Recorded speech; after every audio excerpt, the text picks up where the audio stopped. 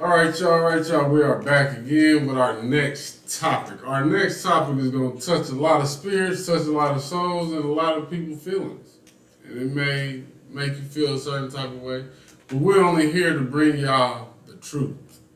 That's it. And if you don't believe, well, then it is what it is.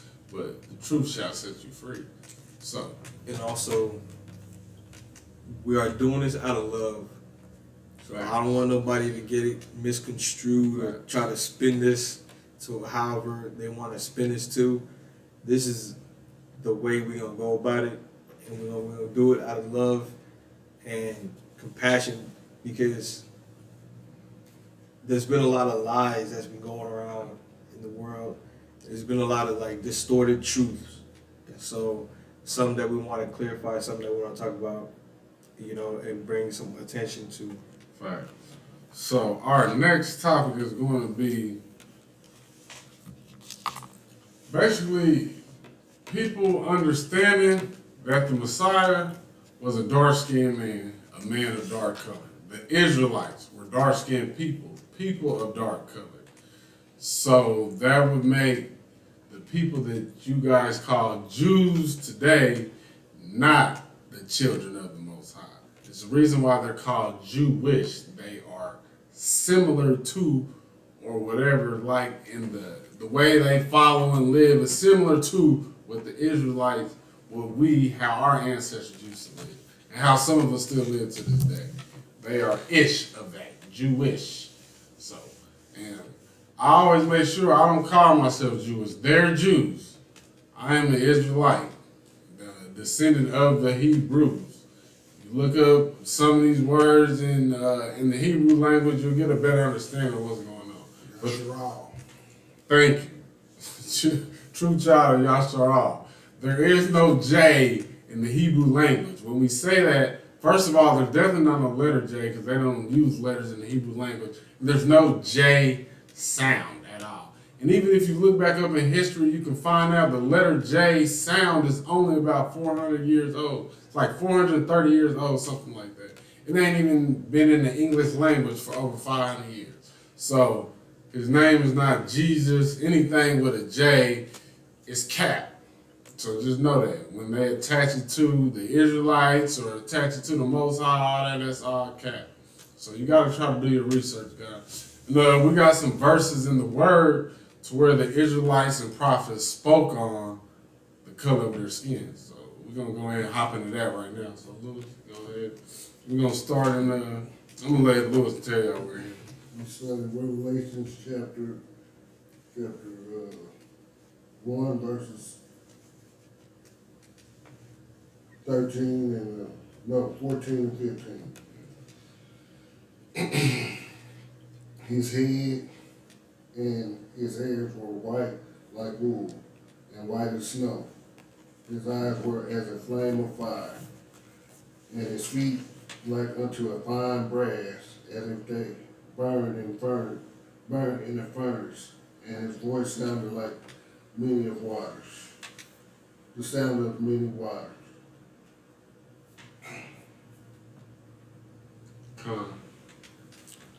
Beautiful. It's beautiful. It's beautiful.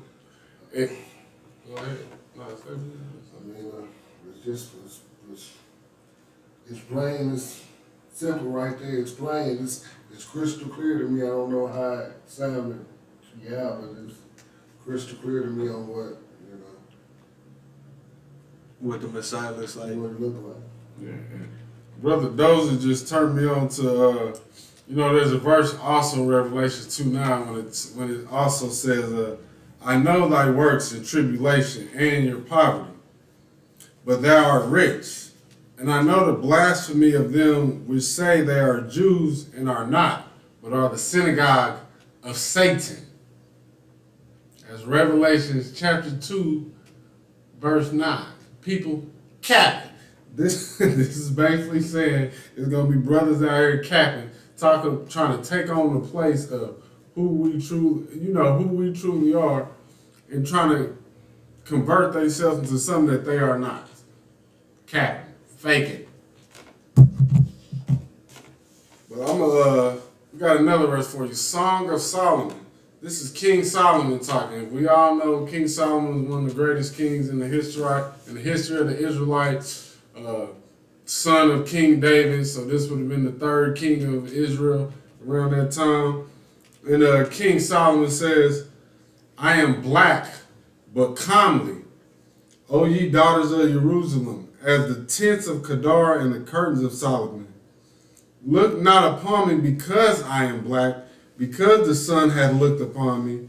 My mother's children were angry with me. They made me the keeper of the vineyards, but my own vineyard have I not kept.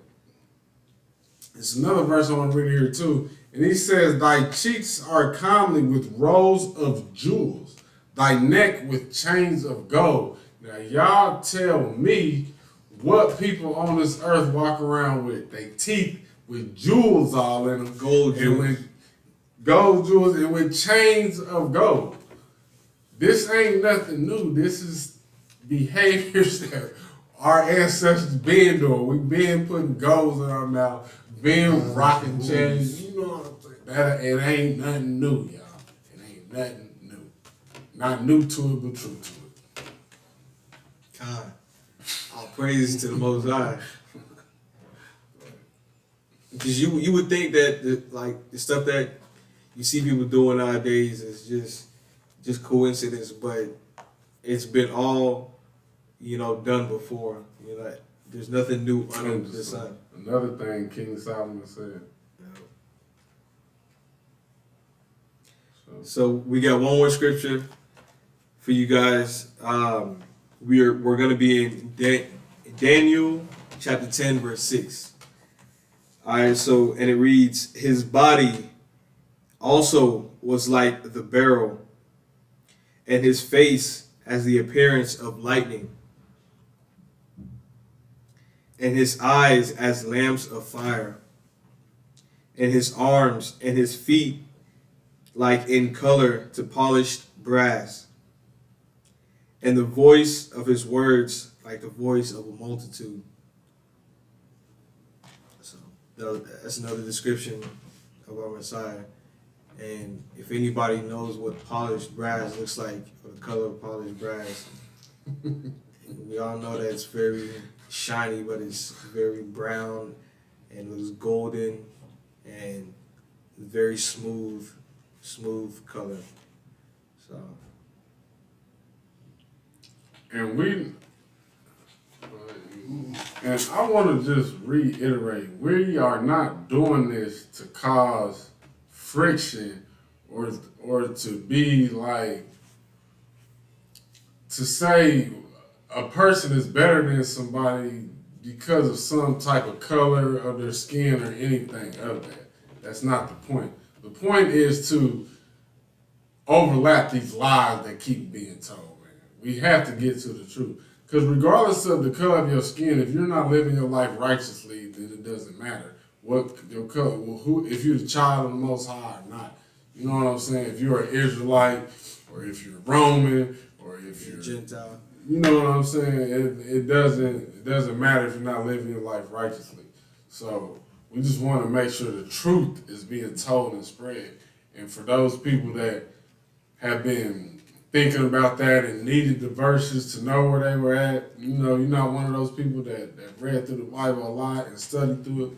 There you go right there. Maybe that'll pique your interest to understand, like, this is your history. You know what I'm saying? Like, not all dark-skinned people are the Israelites, but for the most part, if your family or ancestors came over on boats and ships into this country in slavery, most likely you're an Israelite. I'm going to say 99.9% that you are an Israelite. So, go read your history, man, because this is a history book about your people that they put together for you. You know what I'm saying? So, love yourself as well as loving others, man. For sure, for sure.